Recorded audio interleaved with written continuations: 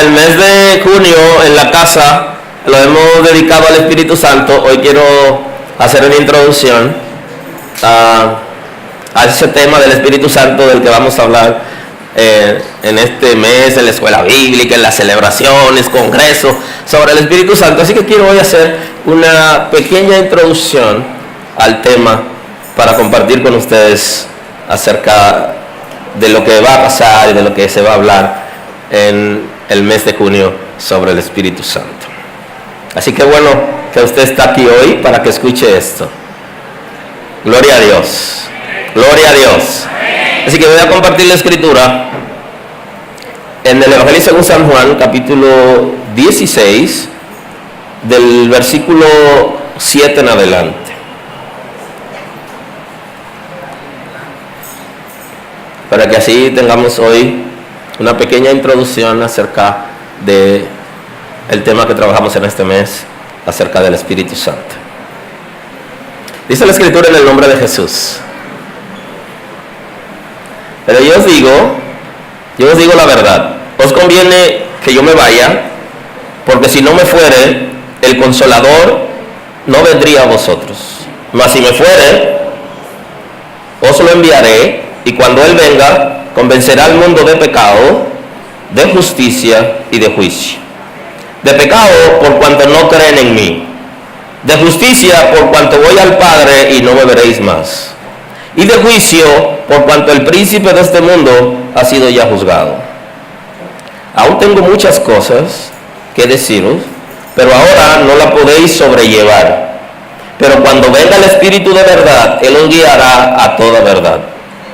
Porque no hablará por su propia cuenta, sino que hablará todo lo que oyere, y os hará saber las cosas que habrán de venir.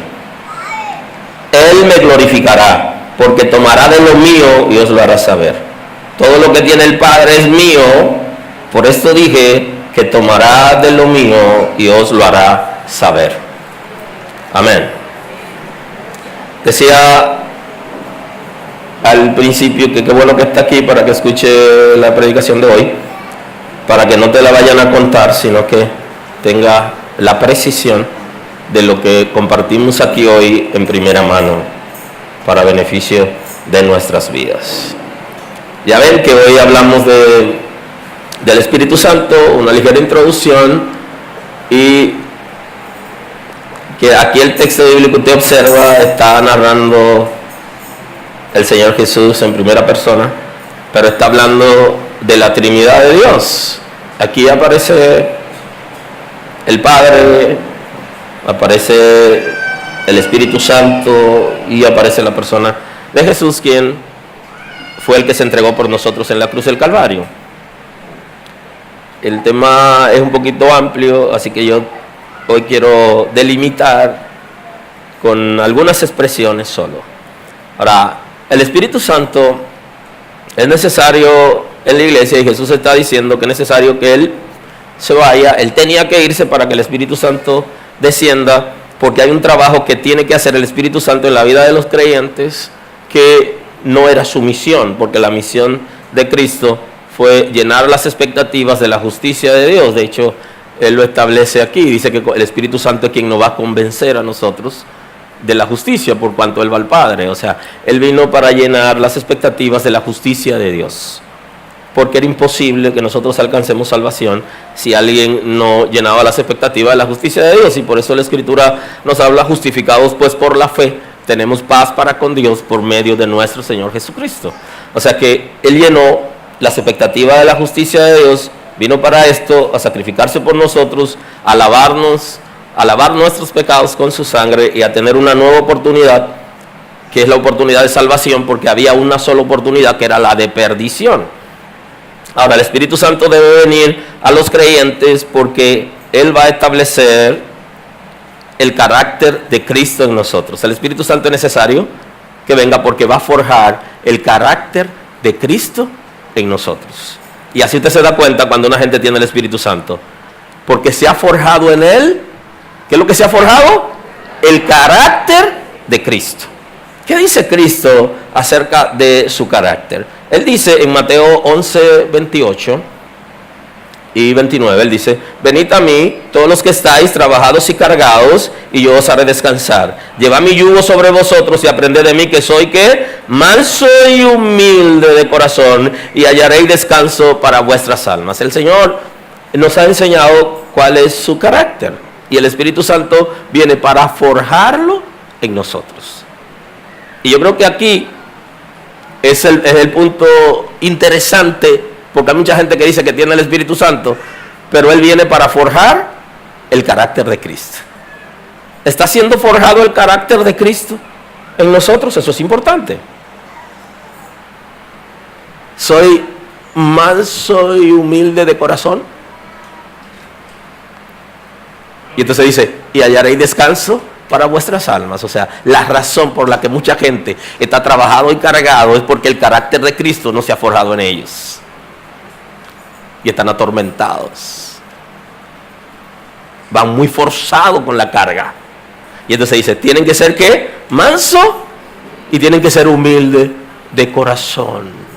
El Espíritu de Dios viene para eso, a forjar el carácter de Cristo en nosotros. Pero también viene para revelarnos el cielo y para revelarnos el reino de Dios.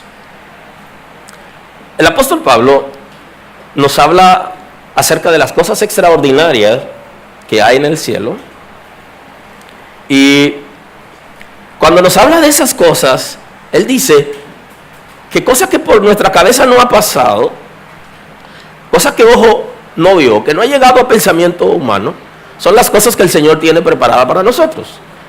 O sea, lo que nos está diciendo es que la Escritura es verdad, pero que la Escritura viene dada en función de la naturaleza de nosotros para que podamos entender a Dios.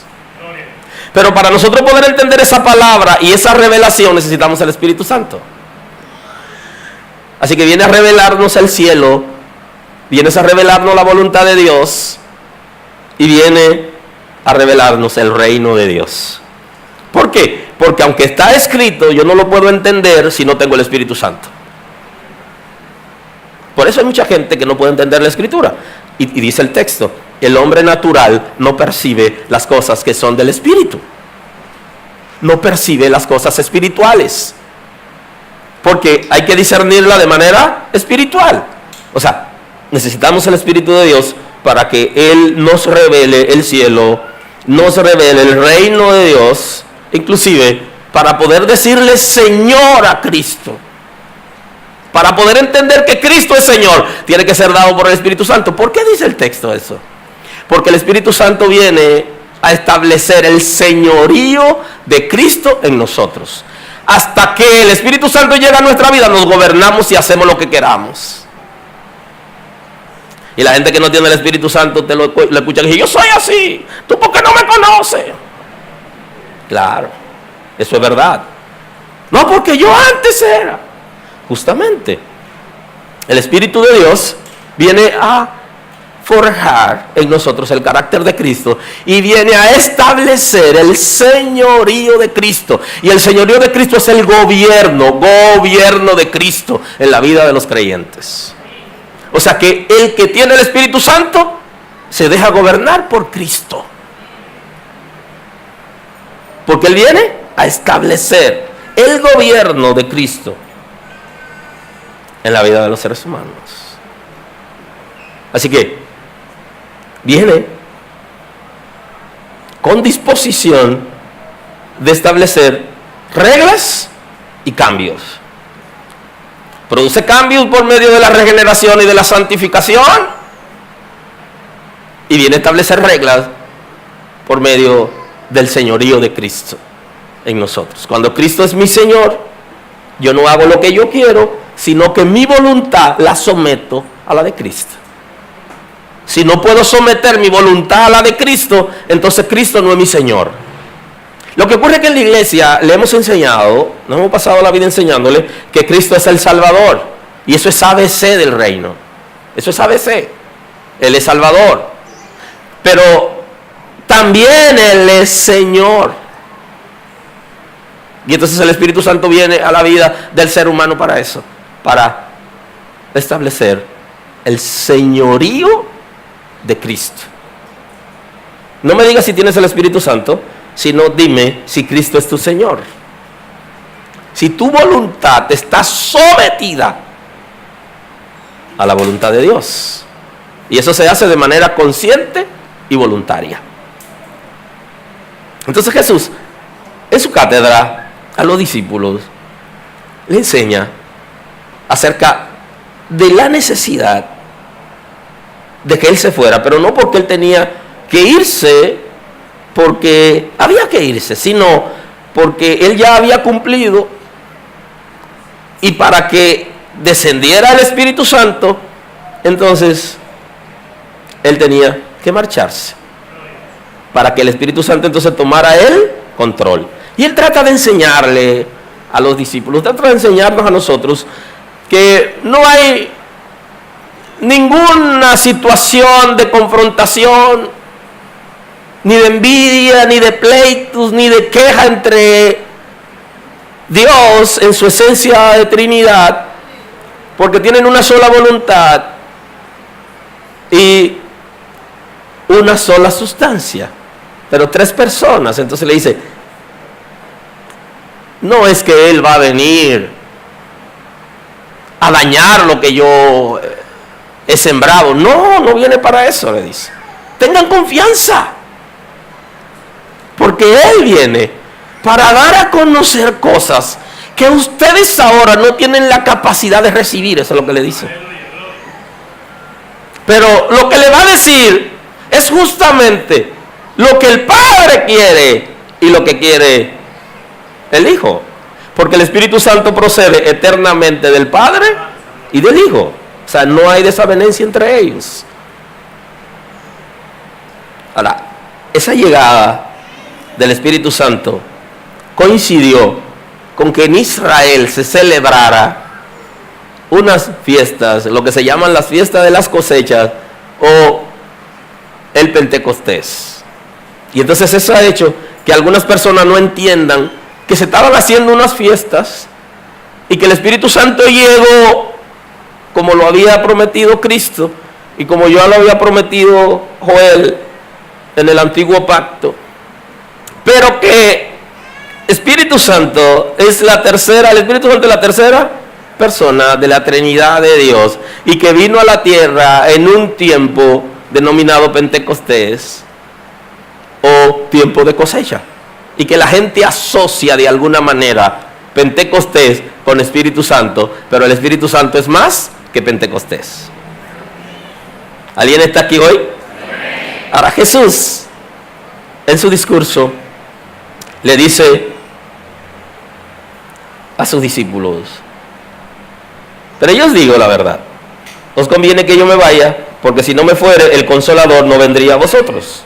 Y entonces le llama Consolador, porque el Espíritu Santo justamente hace el trabajo, además de perfeccionarnos para servir en el reino de Dios, además de hacernos aptos para entrar en la gracia de Dios por medio de la santificación, también el Espíritu de Dios va a hacer este trabajo en nosotros, de consolar. El consolador de la iglesia no es el pastor. El consolador de la iglesia es el Espíritu Santo. Y Él solo podrá consolar a aquellos que lo tienen. Él gobierna la iglesia y consuela la iglesia. Cuando nosotros estamos pasando por situaciones difíciles, necesitamos que alguien nos escuche. Y esa persona están ahí en las iglesias, son los líderes de las iglesias, encabezada por un pastor. Pero son un grupo de líderes que van a darnos una palabra, que van a orar por nosotros, que van a guiarnos al conocimiento de Dios. Pero el trabajo principal lo hace el Espíritu Santo en la vida de la gente, que es consolarlo. No solo nos prepara, no solo nos santifica, no solo nos regenera, sino también nos consuela. Es como un bálsamo. Así le llama Jesús, el consolador. Porque en la vida nosotros pasamos diferentes situaciones por causa del pecado y también por ataques, porque no todo lo que nos viene es por causa del pecado, sino nos vienen situaciones y procesos que son netamente ataques del infierno. Pero también pasamos cosas que son netamente humanas, nos enfermamos, ¿verdad? Nos da indigestión, cosechamos lo que sembramos, esas son cosas humanas. Pero el Espíritu de Dios, aún así, aunque yo sea culpable, si hay arrepentimiento en mí, entonces Él me va a consolar, me va a fortalecer, va a crear expectativas en mi vida con relación al reino de Dios, a lo que Dios quiere para mí, y va a ser algo que mucha gente no entiende qué ocurre, pero es netamente espiritual, es un trabajo netamente espiritual, que el Espíritu de Dios hace en nosotros, que estamos caídos, estamos atribulados, estamos desplomados, y en un momento pasó algo, escuchamos una palabra y hay un trabajo que no se puede traducir, y usted se puso de pie, se levantó y usted comienza a verse diferente. Es un trabajo espiritual que no lo hacemos por medio de la predicación ni en la consejería, lo hace el Espíritu de Dios de manera directa en la vida de la gente, y la gente se levanta. Y entonces decimos, ay, por esa palabrita se levantó. No, el Espíritu de Dios hizo un trabajo en su espíritu y le permitió ver y entender cosas extraordinarias que no se pueden hacer a simple vista, porque Él es consolador. Para esto también viene. Así que nosotros pasamos procesos donde nadie interviene, pero el Espíritu de Dios sí puede intervenir, porque su trabajo es apoyarnos, es consolarnos, es fortalecernos, es crear las expectativas de Dios y del reino en nosotros. Entonces, dice que Él debe venir para esto, para consolar, porque es consolador. Entonces, cuando Él venga, va a convencer al ser humano de su condición pecaminosa. Entonces la gente dice, yo me convertí con el pastor, yo me convertí con la hermana, yo me convertí con los líderes. Dice aquí que es con el Espíritu Santo. Es con el Espíritu Santo que nos convertimos, porque Él es el que nos va a convencer. Nosotros damos la palabra y el Espíritu Santo, ¿qué hace? Convence. Así que lo correcto es, yo lo discipulo, pero se convirtió ¿con quién? Con el Espíritu Santo, porque el Espíritu Santo fue que lo convenció ¿de qué? De pecado. No es el pastor que convence de pecado. El pastor lo que hace es que nos confronta por medio de la palabra o en consejería. Pero el Espíritu de Dios es que nos convence a nosotros de nuestra realidad, de nuestra condición. La gente que está cerca de nosotros ni se imagina el tormento que tenemos cuando el Espíritu Santo nos está convenciendo de nuestra condición de pecado. Y usted no se imagina la cantidad de vueltas que da una gente en la iglesia y los saltos que da cuando el Espíritu Santo lo está convenciendo de su condición pecaminosa. Y la lágrima que uno bota, porque estamos siendo ¿qué cosa?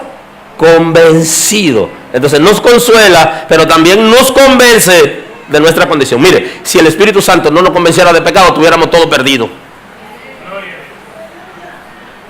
Todos estuviéramos perdidos, porque viviéramos, ya usted sabe, de apariencia, en la religión y en la hipocresía. Todo está bien. Aleluya. Pero nos convence que lo que estamos haciendo es incorrecto, que no agrada a Dios, que nos daña a nosotros y daña a nuestra familia y a la sociedad. Nos lo está diciendo claro. Lo que pasa es que lo resistimos, y ahí viene el problema. Porque cuando lo resistimos, entonces ya entramos en una crisis de independencia. El Espíritu Santo se queda tranquilo y nosotros nos independizamos porque tenemos la capacidad para nosotros hacer lo que queremos. Y esa resistencia trae soberbia. Eso fue lo que hizo Satanás. Primero resistió, segundo fue soberbio y tercero cayó. Porque después de la soberbia viene la caída. Si estás resistiendo el Espíritu Santo cuando te llama la atención en tu condición pecaminosa, entonces tú estás en problemas. Porque lo que sigue es la caída, y las caídas son estrepitosas y son vergonzosas. Así que no resista al Espíritu Santo, admite y dile, yo lo reconozco. No estoy en condiciones para estar delante de ti, pero voy al Calvario para ser lavado por mi condición y me levanto creyendo que soy perdonado. Y para esto está, me convence, pero también me da la alternativa. ¿Cómo salgo de la condición en que estoy? Porque convencer solamente no es suficiente, yo sé. Y entonces también me dice, ¿cómo salgo? Y entonces ahí nos ofrece a Cristo, nos presenta a Cristo, nos habla del Salvador. Y aquí intervienen los seres humanos con la palabra que traen de parte del Señor. Entonces dice que convencerá al mundo de pecado, de justicia y de juicio. Convencerá al ser humano de su condición pecaminosa. Convencerá al ser humano de que Cristo ha llenado las expectativas de la justicia de Dios y que ya no es prófugo de Dios, sino que puede estar en paz con Dios por medio de Cristo. Pero también lo convence de algo que nadie podrá convencernos, que Satanás ha sido derrotado y que su poder fue neutralizado en la cruz del Calvario en favor de aquellos que aceptan a Jesús. El Espíritu Santo, que nos va a convencer de eso, de que el enemigo no tiene poder sobre mí, que no tiene poder sobre ti, y que lo que tú haces cuando caes en sus garras es porque tú has violado un principio en la Escritura que dice: no tentará al Señor tu Dios. Pero el enemigo no puede ir al reino de Dios, sacarte por la greña y llevarte al reino de las tinieblas. Nunca será posible. ¿Alguien está aquí hoy? Entonces, el Espíritu Santo, que nos va a convencer que Satanás ha sido ¿qué? Derrotado. Y que todas las artimañas y los juegos que trae, la distracción y las enviaciones son foul. No tendrán éxito contigo si permaneces en el Señor. Eso es lo que plantea Santiago. ¿Qué es lo que dice Santiago? Sométanse a Dios, sean obedientes, resistan al diablo y huirá de ustedes.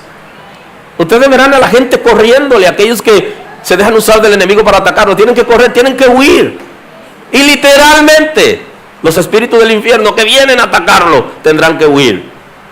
Porque usted está sometido a Dios. Usted lo resiste porque ya le ha sido derrotado. Él no tiene poder para operar en usted. Ahora, él tiene una estrategia que es la estrategia del miedo. Y el pleito él lo gana metiendo miedo. Y mucha gente tiene miedo. Pero él ha sido ya derrotado. Entonces dice que el Espíritu Santo, que nos va a convencer a nosotros que ya Satanás fue sometido a juicio. Aleluya. La palabra es, ¿ha sido qué? Vencido. Y él puede operar en aquellos que pertenecen a su reino, pero el que pertenece al reino de Dios, él no puede operar. Yo te doy la palabra, pero quien te va a convencer de que eso es así es el Espíritu Santo. Que en un momento de crisis, cuando él venga a atacarte y cuando él te diga que está derrotado, y entonces el Espíritu Santo te va a convencer para que tú te levantes en victoria, creyendo la palabra, porque los que están contigo son más que los que están en el reino de las tinieblas. Y que la autoridad de Cristo, cuando tú te sometes a Él, está sobre ti y que nadie ni nadie te puede tocar. Porque hasta para un proceso tiene que pedirle permiso al Señor, si no, no puede acercarse. Y por eso dice la Escritura que el Señor no permitirá que venga a nosotros ninguna prueba, ningún proceso que no sea humano. O sea, toda tentación, todo proceso que ha venido a nosotros es humano. Y el Señor nos dará ¿qué cosa? La salida, juntamente con la tentación. A veces la salida es un laberinto, pero hay salida. Lo que pasa es que tenemos que verla, tenemos que buscarla para encontrarla, que no es tan fácil. Aleluya. Entonces, le dice Jesús que hay muchas cosas que quería enseñarle, pero ellos no estaban en capacidad de recibirla porque no tienen el Espíritu Santo. Por ahí que andamos. Hay cosas que la gente no puede entender, que no puede recibir hasta que tenga el Espíritu Santo. Y si usted quiere, el pastor se puede poner ronco, se puede tener difonía o afonía y nada va a pasar, porque es el Espíritu Santo.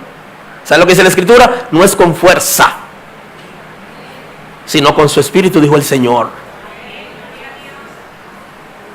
No podemos cambiar a la gente a la fuerza. ¡Camine! Que no me empuje. No, no es así, ¿no? No es con fuerza. Absolutamente. Es con el Espíritu de Dios. Hay que rendirse a Él. Y por eso hay gente que usted ve que no cambian. Ámelo. Que usted no lo va a cambiar. Primero, usted no es el modelo es Cristo. Segundo, usted no es el transformador es el Espíritu de Dios. Suelte la palabra. Y lo más que usted puede hacer es sufrir con la gente, no más. Porque el cambio lo trae el Espíritu Santo. Y lo trae cuando la gente se rinde de manera voluntaria y consciente. Y la gente quiere cambio, pero la gente no se somete al Espíritu de Dios para que establezca el señorío de Cristo. Entonces esa promesa de todas esas bendiciones que va a traer el Espíritu Santo, incluyendo la revelación de la palabra, ahora no la podéis llevar, pero cuando venga el Espíritu de verdad, Él os guiará a toda verdad, porque Él no hablará por su propia cuenta, sino que hablará todo lo que oyere, os lo hará saber. Inclusive, le va a hablar de lo que ha de venir, porque nos hará entendidos en la materia, nos dará palabra de ciencia, informaciones que están recicladas en el cielo, que todavía no han ocurrido, pero el Espíritu Santo nos dará la revelación por medio de la palabra de ciencia. Eso es lo que está diciendo el Señor. Cosas que han de venir, nos las revelará. Porque Dios creó al ser humano con la capacidad para conocer su futuro. Pero mucha gente no entiende eso. Pero cuando tenemos al Espíritu Santo nos guía para conocer lo que viene.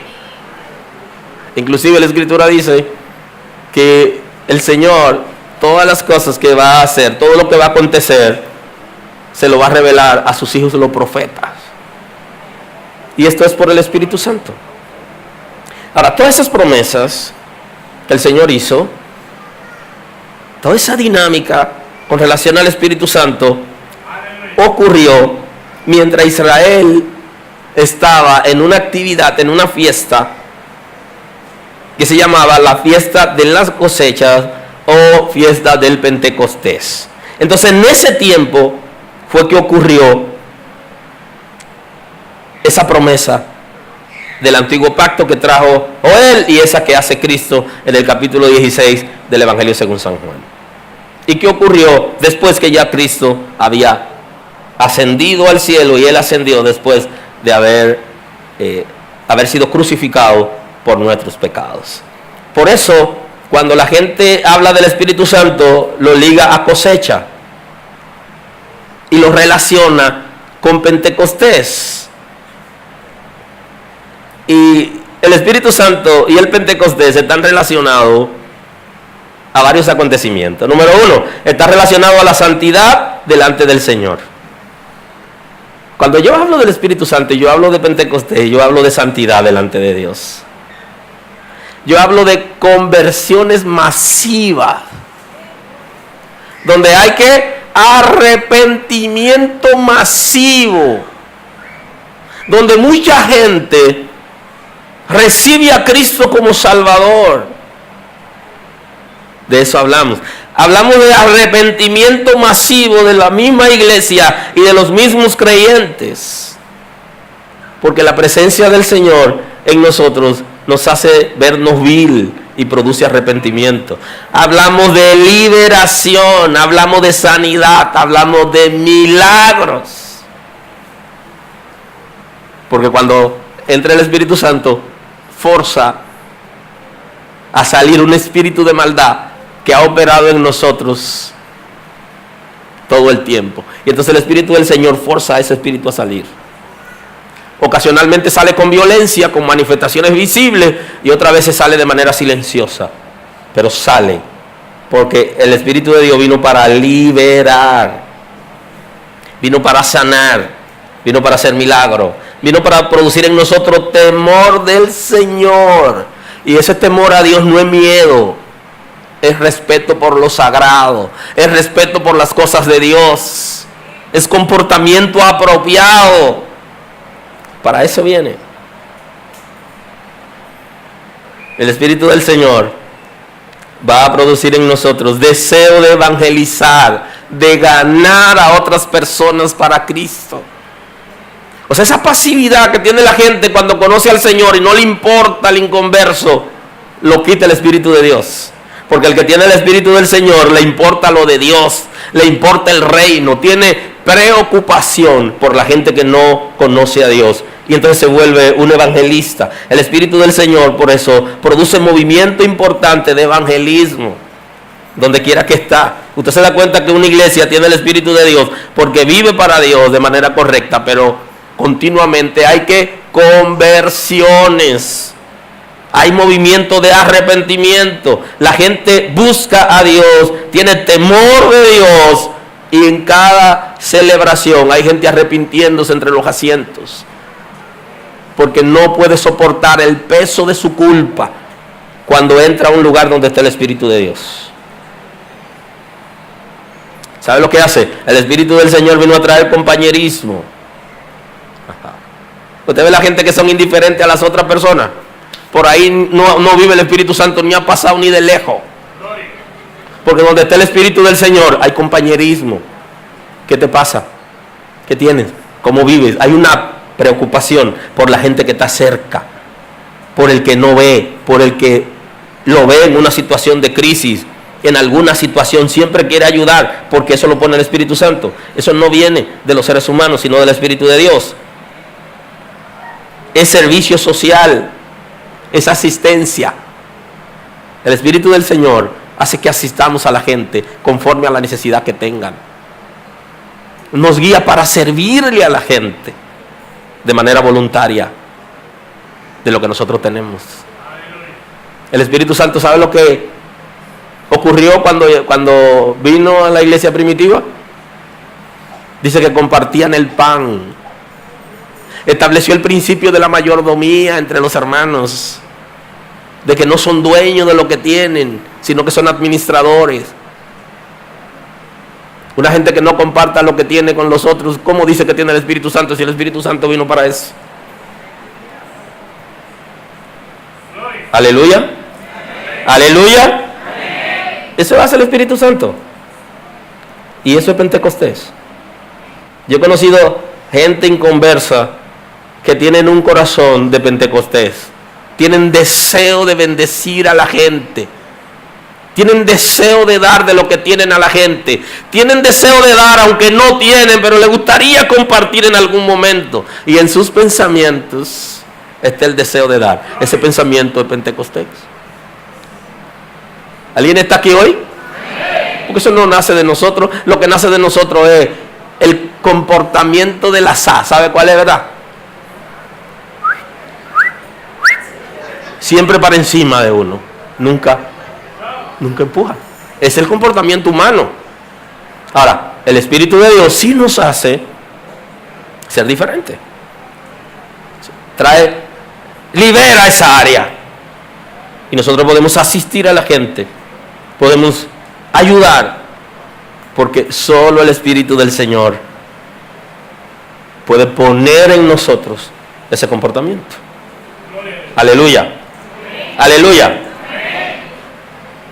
El Espíritu del Señor trae fuego, trae osadía, nos da la capacidad para nosotros hablar de Dios sin miedo, sin temor. Usted se encuentra, por ejemplo, con alguien como yo, una persona extremadamente tímida, y me encontré con Jesús. Y lo más grande para mí fue en un momento determinado iniciar una conversación o mirar a la gente a la cara. Fue muy difícil y eso lo hizo el Señor. Para que pueda hablarle a la gente de Dios. Le da osadía al Espíritu de Dios. El Espíritu del Señor produce fuego también en la vida de la gente. Un fuego que lo quema a sí mismo y que lo hace moverse para bendecir a otros. Porque el fuego del Espíritu de Dios no es estático. Ahora en la iglesia enseñan un fuego extraño, un fuego estático que consume solo a los que están ahí, no se mueve. Y la brisa no lo mueve, eso está raro. el fuego se mueve a la velocidad del viento.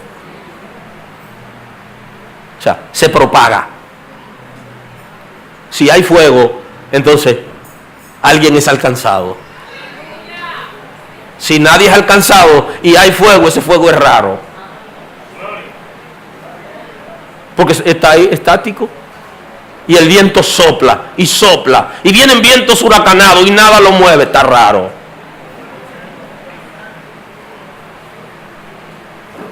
Aleluya. Aleluya. Pero el Espíritu también vino a dar señales. Señales del reino de Dios. Y dentro de las señales está que se hable lenguas. Es una señal. Aleluya. El Espíritu de Dios también pone en la gente hablar idiomas que la gente no ha estudiado. Esas son señales de que el Espíritu de Dios está ahí. Pero nos hemos enfocado más en las señales y más en el fuego que en el fruto. Porque el Espíritu Santo también trae ¿qué? Fruto. Ya Cristo habló de eso. Él dijo, fruto digno de arrepentimiento. Y luego Pablo nos habla del fruto del Espíritu. Y eso si ustedes se lo saben. El Espíritu de Dios en nosotros produce el fruto del Espíritu. Cuando yo estaba estudiando nos ponían a recitarlo. Así como nos ponían a recitar todos los libros de la Biblia, como así de memoria y rápido, también nos ponían a recitar el fruto del Espíritu. Y había que decirlo en milésima de segundo. El fruto del Espíritu es amor, gozo, paz, benignidad, bondad, fe, mansedumbre, templanza. Sí. Aleluya. Había que aprendérselo. Había que manejarlo. Así que el Espíritu del Señor en nosotros produce el fruto que lo hace el ser humano, pero es producido en el ser humano por el Espíritu de Dios. Y ya Pablo cuando escribe a los Gálatas le da la enseñanza. Y comienza por amor. Gozo, paz, benignidad, bondad, fe, mansedumbre, templanza. Y dice, entonces cuando escribe a los romanos, él dice que el que vive en el Espíritu no tiene ley que lo juzgue. Y cuando escribe a la Gálatas le dice cuál es el fruto del Espíritu. Dice, contra tales cosas no hay ley. Haga el análisis paralelo y usted se va a dar cuenta que lo que está diciendo es que el que vive en el Espíritu tiene ese fruto y no hay ley que lo condene. Y no habla solamente de la ley en términos del antiguo pacto, sino que también habla de las leyes de la tierra. Porque lo que hace que no vayamos en el semáforo en rojo de manera consciente y voluntaria, eso significa que el Espíritu no ha pasado ni cerca por ahí. Aunque tengamos una tarjetita del presidente.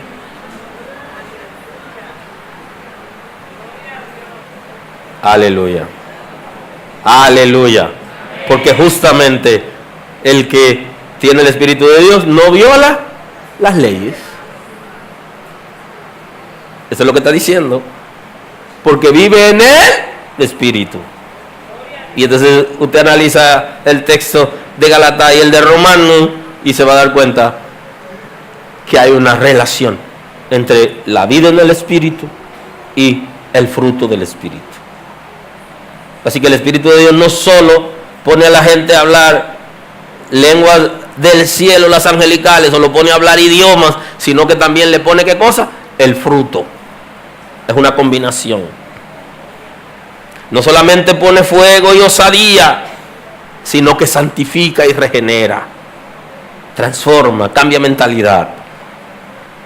Ahora, como tengo que concluir esta ligera introducción hoy, no olvide que hay un problema planteado que viene de generación en generación con relación al Espíritu Santo. La gente que no conoce el Espíritu Santo no habla bien de él. La gente que no conoce, que no tiene el Espíritu Santo, no habla bien de la iglesia. y a la iglesia la tienen desacreditada. Y cuando dicen esos son pentecostales, incluyendo religiosos y otros evangélicos, le están diciendo, ya usted sabe. Eso es puro desorden, eso es un desastre. Ahí no hay nada que buscar, eso es lo que ellos dicen. Porque al no tener el Espíritu Santo, no entienden. O porque le han dado mal testimonio. Le dijeron lo que no era. Y los religiosos no tienen desacreditado. ¿Saben por qué? Porque es una estrategia para que no cojan miedo. También a mí me dijeron cuando yo era niño que no conocía a Dios, que tuviera cuidado porque en la iglesia hay un secreto peligroso. Y que cuidado si entraba, porque los que entran ahí no pueden salir. Tú no ves que no salen nunca más. Y los que salen desesperados a hacer cosas malas. Eso era lo que me decían. Ten cuidado. Hasta que me encontré justamente con el Espíritu Santo y me convenció de la miseria en que yo vivía. Y me di cuenta que la religión, que Satanás, que el mundo tiene a la gente engañado para que no conozcan a Dios y no sean llenos del Espíritu Santo. Porque lo que va a pasar en la gente cuando es lleno del Espíritu Santo es liberación, es gracia, es sanidad, es santificación, es transformación. Es que va a tener un deseo ardiente de servirle a la gente. Es que va a querer darle lo que tiene a la gente. Eso es lo que hace el Espíritu de Dios. Entonces, como la gente ha sembrado una cizaña contra la iglesia, nosotros tenemos que hacer lo correcto para convencer a la gente de que ellos necesitan el Espíritu Santo para ser transformados. Porque Cristo lo ha salvado en la cruz, pero ellos necesitan que se forje en ellos el carácter de Cristo y el señorío de Cristo en sus vidas, y no podrán lograrlo aunque le tengan miedo al Espíritu Santo. Aún con miedo no podrán acercarse. Cuando el Espíritu Santo trabaja en nosotros y nos hace vernos tal como nosotros somos y la grandeza de Dios, todo cambia. Y eso es lo que produce humildad en la gente. Porque la gente que no es humilde porque se cree la gran cosa y necesita que el Espíritu de Dios lo convenza de su miseria espiritual y de la grandeza de Dios. Y por eso cuando ve esto, se siente como pisando tierra, se siente realista, se doblega, porque ve la grandeza de Dios y su realidad como ser humano. Lo necesitamos. Necesitamos al Espíritu Santo para ser humilde. Y eso es lo que hace falta en la iglesia. Perdón, el Espíritu Santo gobierna la iglesia. Bueno, pero en la iglesia hay gente que no está siendo gobernado por el Espíritu Santo. Eso fue lo que quise decir. Dios lo bendiga hoy. Señor, gracias hoy. Gracias por tu misericordia. Gracias, Señor, porque tiene cuidado de nosotros. Te damos honor y gloria en el día de hoy. Gracias, Espíritu Santo, por convencernos de nuestras iniquidades, de nuestras debilidades. Gracias por santificarnos. Gracias por regenerarnos, por cambiar nuestras mentalidades, por consolarnos. Gracias. Gracias porque nos permite entender la revelación de la palabra de Dios y porque trabaja en nosotros de manera